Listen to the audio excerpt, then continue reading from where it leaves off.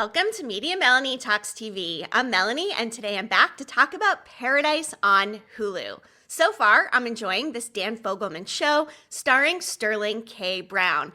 And my initial reaction every time I put an episode on, the first thing I think when he gets on my screen is, God, I love Sterling K. Brown. There are few actors who can effectively bring a character to life just effortlessly. Everything he does feels so genuine. While sometimes actors can get typecast in roles, it could be very easy for him to always be Randall Pearson from This Is Us. In fact, Justin Hartley, who played his brother Kevin Pearson on This Is Us, is in a new show, Tracker, on CBS. I guess not new now, it's been on for a little while, but I still see Kevin Pearson in him, and I don't get the same thing with Sterling K. Brown. No matter the role he is in, he brings the authenticity that makes any viewer feel that he is actually this character. And Xavier Collins here in Paradise is no exception.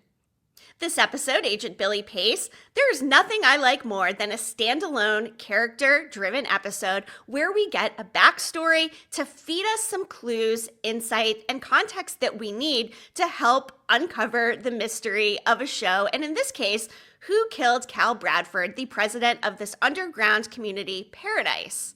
Even though they wanted us to think it was Billy at the end of the last episode, in fact, it was not. Every rose does indeed have its thorns, proven here by the fact that our girl Jane was the biggest, baddest mother effer that Sinatra could possibly send to go against Billy once he started questioning what exactly he was doing. And yes, Billy's backstory shows he was in fact a bad guy, but he's also a good guy. The things that he did are at its core a cause of having an abusive uncle who, by all accounts, looks like he was not very pleasant to his nephew. The things he made him do and almost made him kill that dog. If there was a dog shot within the first few moments of this show, I don't know if I could go on. I am a huge animal person. I have 2 dogs and a cat. Recently got the cat. Love her, by the way. Never thought I'd be a cat person. But I am so glad that they did not kill that dog.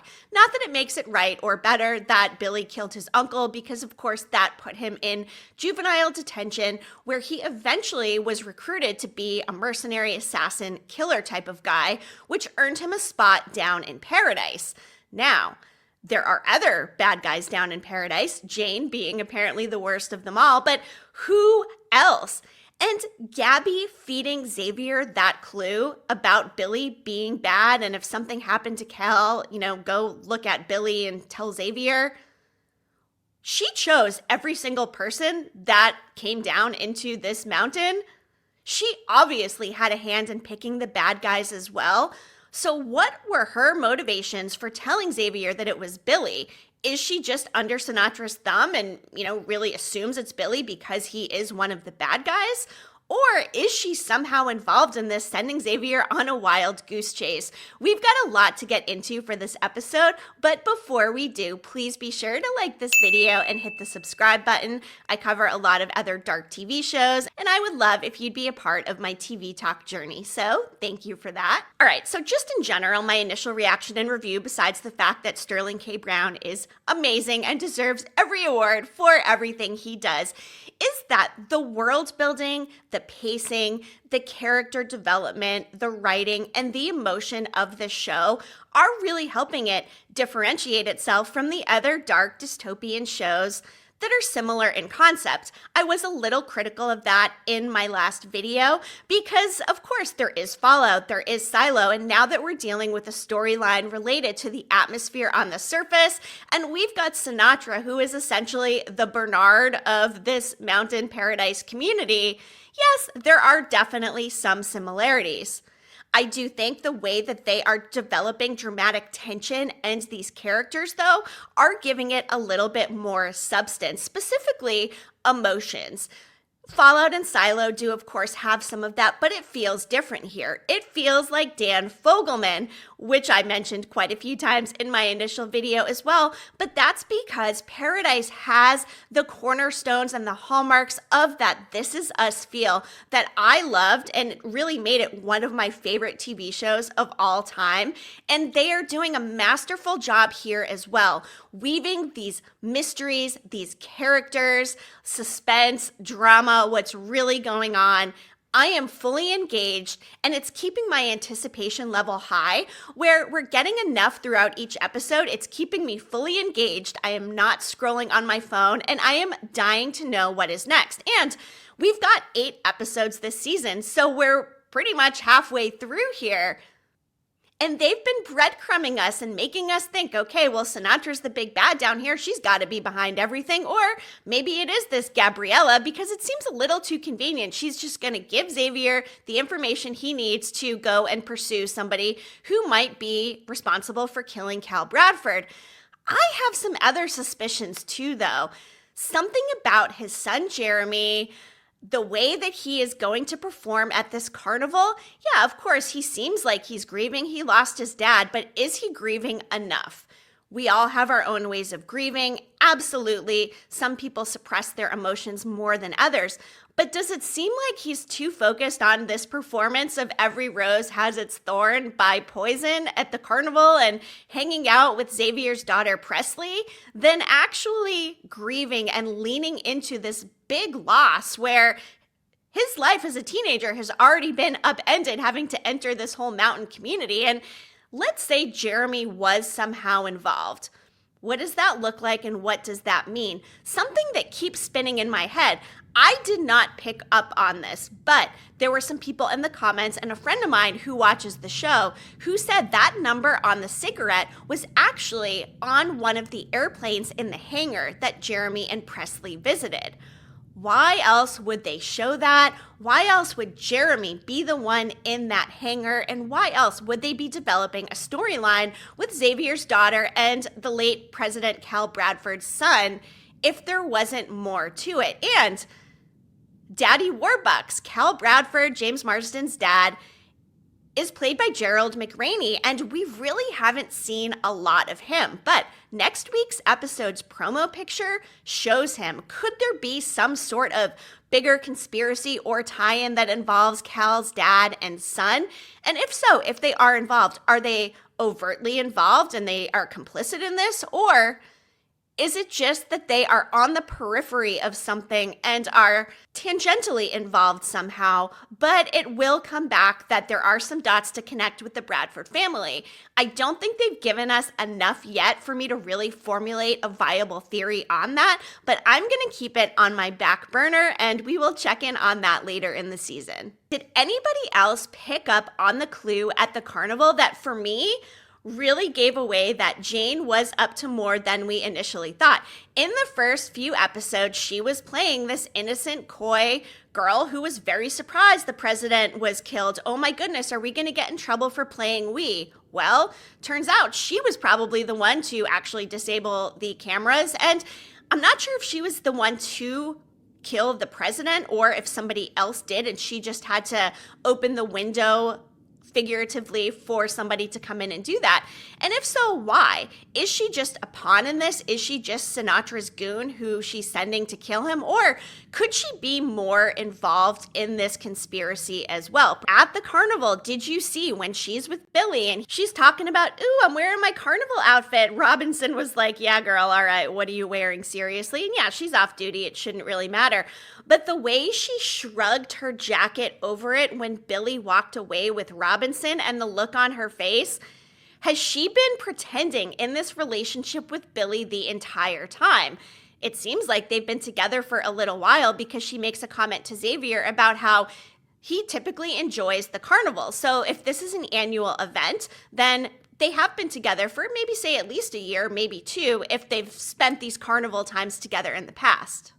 If so, was she employed to be a spy or somebody keeping an eye on Billy? Has she been grooming this situation the entire time to open up the opportunity for assassination, and this has been a long game?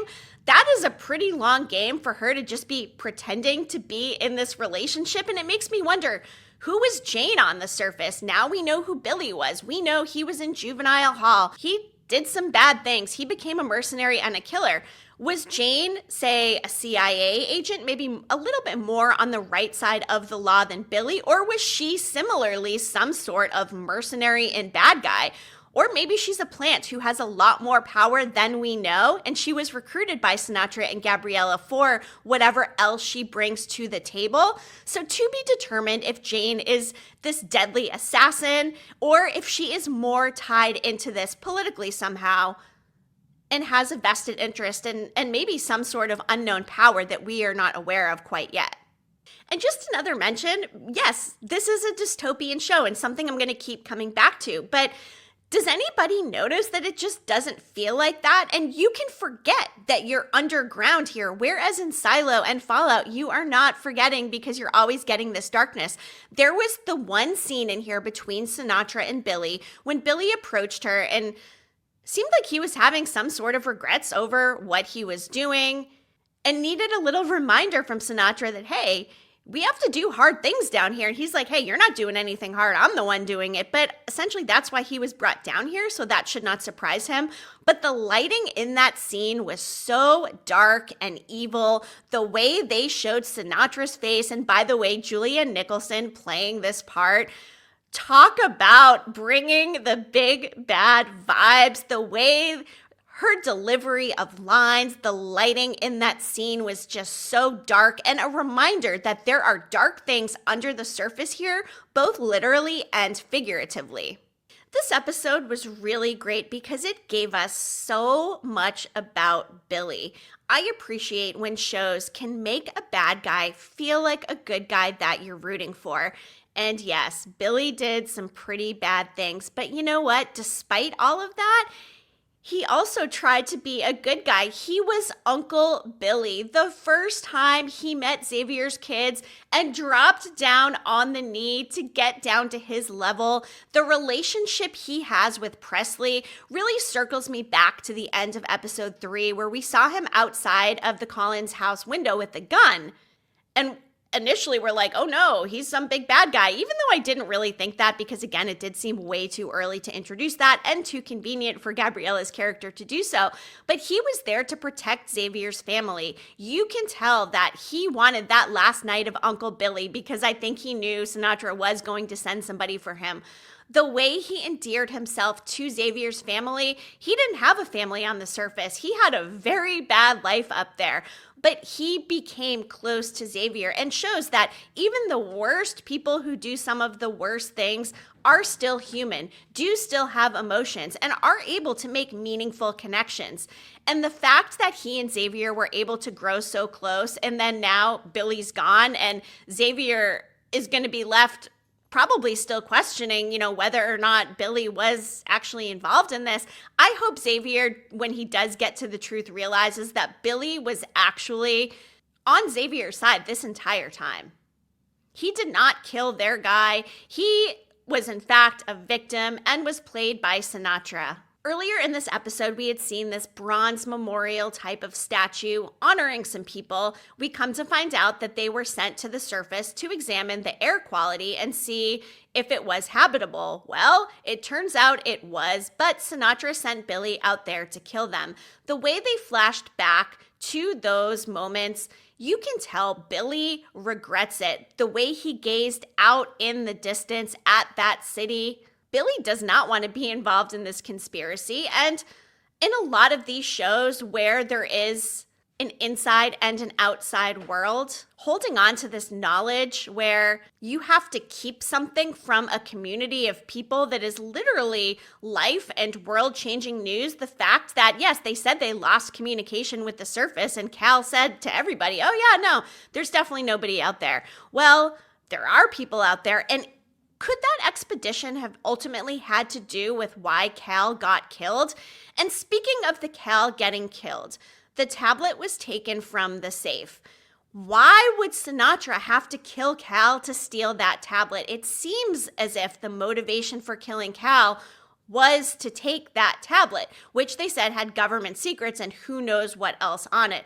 What is the what else? Is there some sort of kill code on there, or is there some sort of data or information from the surface that someone's trying to get their hands on? If they're trying to get their hands on it, is it because they want to cause harm to Paradise? And why? The motive of it all is what's really getting me here. And yes, we've seen Sinatra set up to be this really big bad of it all down here. What would motivate her? She's already got all the power she needs. So doesn't Gabriella, for that matter. She is the architect of social construction. So who is a person who needed access to information that does not have power already? Could it somehow tie into Cal's dad? Are we going to get more of a backstory where we see more about this Daddy Warbucks that they mentioned? And perhaps Cal was just a figurehead and his dad is somehow involved in this deeper and maybe involved Jeremy, because I still can't get over the fact that Jeremy is just too keen on getting up there and performing at the carnival, when if I lost my dad within a few days, I mean, I'm sitting on the couch, I'm a wreck, I'm crying. Again, we all grieve differently, but something about this just does not feel right. Billy and Jane, back to them again. When we got that flashback where they were playing Mike Tyson's Punch-Out and Billy wanted to let her know that he cared about her, Billy didn't seem to have any cares, human connections, relationships, or any of that before he got down here to Paradise. The fact he said, "You knock me out," first of all, felt like a really cheesy Valentine card, which, by the way, I'm totally here for. But it was also setting the table for the fact that Jane literally knocked Billy out. Again, what is up with the long game? The way that she brought that shawl sweater over her at the carnival does show that I think she was either keeping an eye on or knew eventually that she would have to get rid of Billy and was potentially told to be in this relationship with him. I don't think it was completely genuine because of that reaction, unless she has come to love him and really come to adore him and maybe knew something was going to be happening here and that she wasn't going to like it. But the cold manner in which that whole poison scene went down, and she says, "You got really lucky. My parents depriving me of emotion and attention all these years. I'm really easy to please." And he brings her the sparkler. She could not have had that set up any better. And this just goes to show our guy Billy is not all bad. He would never have walked in there assuming that his girl is going to poison him. He wants to see the best in people. He wants to reinvent himself down in this Paradise community because, yeah, life was not good on the surface for Billy. He wanted things to be different down there, and he liked it. And he was honest with Xavier, telling him, "Look, I've done some pretty bad things, but I want you to know I am still Uncle Billy to your kids." He didn't have to be honest with Xavier, and I think looking back retrospectively, Xavier is going to look at that and appreciate it and say, you know what? Billy was honest with me. These other people, though, definitely not honest, and especially that Gabriella. I just do not trust her. The way she was circling him at the carnival and the way she came up to him and with his son, just something about her is not sitting well with me. And I love Sarah Shahi, but they are setting her up to be way too nice and proper. And I've got to think she's got to be involved. But if we're circling back to motive, what could she possibly need? She's already got the power down there. I think we're going to end up getting a big twist because I am just not seeing the motive there for any of the characters we've been introduced to quite yet. And the Xavier of it all, I appreciated his backstory as well. Seeing that moment when they were getting on the plane and had to delete his wife, Terry, from the itinerary, that was pretty hard to watch. Xavier is a great dad, and in that moment, I think he knew he was going to be tackling the parenting on his own. And I think his daughter, Presley, is really great, too. When he came back from spending the night at Gabriella's, and she said, "Oh, hey, did you forget about our agreement?"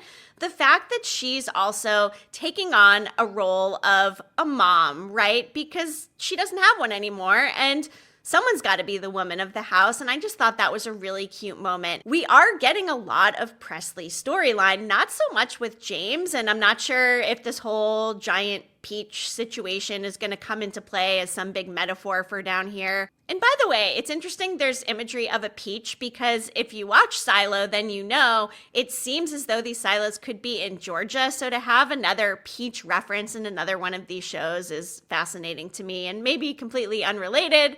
We'll see. Perhaps it's more about the fairy tale or the story of it all, and maybe there's a big overarching theme with that. Circling back, Presley and Jeremy Bradford, I just think there's going to be something more to that. Perhaps they end up working together to solve this, and they pair up and put these pieces together regarding the number on the airplane, which again, how does that tie in? What's the significance of that airplane? We know Xavier's wife didn't make it on an airplane. Could there be some sort of connection with that? What are the other possible aerial connections with the number on an airplane and that number on the cigarette? I just don't think it was the combination to the safe. Cal Bradford said, what's in here is ultimately going to kill me. And he was not referring to the tobacco. It was the number. What secret down there is so big that could kill him? Did he start questioning the fact that maybe he knew the atmosphere up there wasn't as bad, or they did have some sort of communication with people up on the surface and he didn't want to keep that a secret? That is also a very Silo thing to do. When the leading characters in Silo are given some really big life-changing information, a lot of them have a hard time sitting with that and living with it. Could this have been related to the manner in which Cal died, perhaps? I'm still not sure, and they are doing a really good job of breadcrumbing us, not giving us too much, but again, giving us enough where we're still anticipating what is next and wanting to learn more about these very strong, well thought out characters. And I'm curious if Xavier is going to be able to pick up on the fact that Jane is somehow involved here. He asks her in this episode, have you noticed Billy being distracted? And she said something like, oh, maybe a little bit. She could have easily thrown him under the bus, and she didn't. So she's either trying to deflect blame from herself, and yes, this was before she actually had to go ahead and poison Billy. Even if Xavier does figure out it's Jane, she's only one cog in this wheel, and he's going to have to keep digging to uncover things, because it does seem like she's more of a middleman with this. Unless it is this big triumvirate of strong women, and we do have Sinatra, Gabriella, and Jane, or perhaps Robinson, as a trio of power who are keeping these secrets from these 25,000 people in paradise. And it seems like Sinatra wants to protect them. That's their job, to protect all these people. That's why Billy had to go and kill them on the surface. They are worth protecting. But what are they being protected from? Are they not wanting people to return to the surface because of what that means, and they want to have control over everything? Is there something else on the surface that could potentially be problematic? We're still working through a lot of these different things, and we've got 4 episodes to go. Another note too, I thought the way they weaved in kind of a secondary storyline with the bar, the fact that it has more alcohol than a Sandals. The president is drinking heavily, and in fact, it seems as though his drinking increased heavily towards his death. And the fact that Billy kept having those flashbacks about killing the bartender's wife, that was hard to watch. There's a lot of heartbreak in here, and we're only 4 episodes in, so I can't imagine, will this be a tissue ending for me? When I watched This Is Us, I had to keep a box of tissues on me every episode. There was not one episode of that series where I didn't shed a tear, whether it was a happy tear, whether it was a sad tear, whether it was just a tear of release because the show was so damn good. I'm wondering if I'm gonna have a tissue ending once we get to episode 7 or 8. The way they are endearing these characters to us, I think that is definitely possible. When Billy was saying to Xavier something about Cal, like, oh, hey, I'd totally F him, I just want to say, if we're going between James Marsden and Sterling K. Brown, I'm sorry, James, but I'm going Sterling K. Brown all day. I just had to say it, if it wasn't obvious already. Just overall in this episode, I loved the duality of a character who is both good and bad, being able to examine both sides of that, what makes him good, what makes him bad, what has driven him and motivated him to make these decisions in his life, and the sadness of it all, that he was thriving below the surface and wanted to reinvent himself, but unfortunately, he was brought down there to be a bad guy. That was his role. That was what he was supposed to do, and when he didn't do that job, unfortunately, bye-bye, Billy. And playing Every Rose Has Its Thorn at the end of the episode, after we had seen Jeremy Bradford perform it at the beginning, what a testament to the character that Jane has also developed into, which also makes me think there's probably some other roses with some pretty sharp thorns down there. So our Paradise peeps, they better be careful. I would love to know what you are thinking about Paradise so far. Who do you think is involved with Cal's murder? What do you think these numbers on the airplane could mean? Do we think that Sinatra and Gabriella are actually the big bads of it all? Or is there some other conspiracy that we're not seeing quite yet? We know Billy told Xavier that Sinatra is a killer, so obviously now Xavier's gonna set his sights on Sinatra. But I think that he's going to have to expand that view, because I am not convinced that she is actually at the crux of all of this, despite her being very bad. Do not get me wrong. I just think it's still too early for us to all be on this Sinatra witch hunt. Who are the other bad guys down there? Certainly Jane and Billy were not the only ones. Perhaps there are some wolves hiding in sheep's clothing down here in Paradise, and I am excited to see who is going to be uncovered as the next bad guy. And a big question too is, why are they trying to keep everybody underground if the air is okay?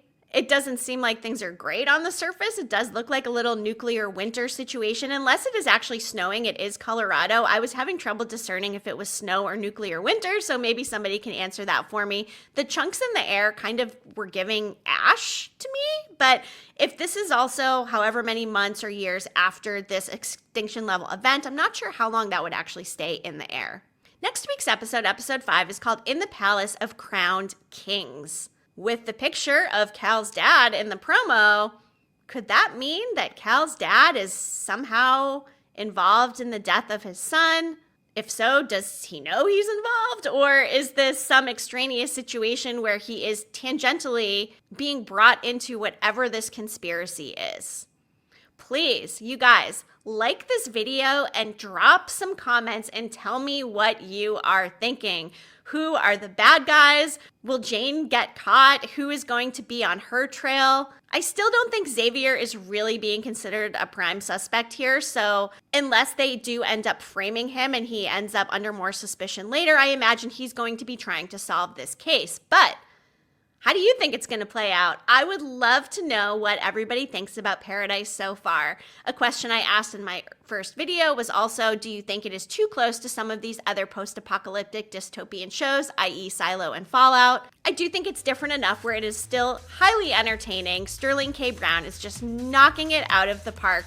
But I do hope this whole atmosphere on the surface situation is not the focus of everything, because yes, that does feel a little bit Silo-esque. To be determined. Be sure to like this video, hit the subscribe button, because I do cover a lot of other dark TV shows. I am finishing up Dexter Original Sin on Paramount Plus with Showtime. It's got a couple of episodes left, and you know what? The season is actually a lot better than I thought it would be. It did take a few episodes to grow on me, but it's got me pumped to cover Dexter Resurrection coming this summer. I'm dropping weekly Severance on Apple TV theory videos, so stay tuned for those, along with The Hunting Party on NBC, and School Spirits on Paramount Plus. That is a supernatural teen drama. It's one I watch with my daughter. Really an under-the-radar show. If you like things like Nancy Drew, Riverdale, that show might be for you as well. And The White Lotus is back this month, so stay tuned for videos on that too. Just want to say thank you to everybody for tuning in. I really appreciate you being a part of my TV talk journey, and I'll be back at it again soon. So, Media Melanie, clicking off.